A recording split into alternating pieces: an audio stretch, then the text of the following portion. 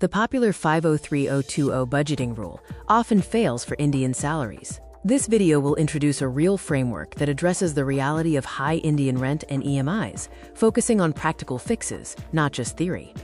Let's look at the monthly evaporation timeline. For many, rent consumes half the salary early on. Groceries and EMIs follow, leaving little by day 20. If you struggle to save 20%, remember the system might not fit your income.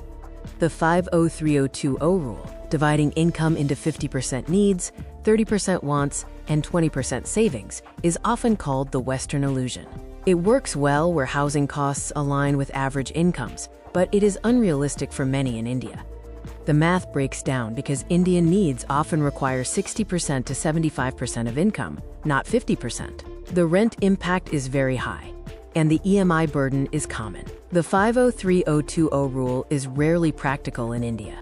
Think of budgeting as an income staircase. The 503-020 rule is a destination for high-income earners. Lower income should start with 702-010, focusing on building the savings habit, then move to 603-010.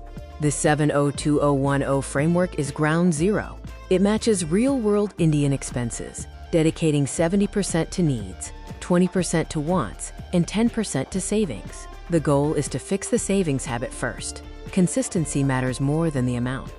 The 603-010 framework is for mid-income salaries, balancing lifestyle with financial control. The golden constraint here is that combined rent and EMI must stay under 40% of income. Otherwise, the budget shatters. Consider a ground truth example. A 40,000 rupees salary in Chennai.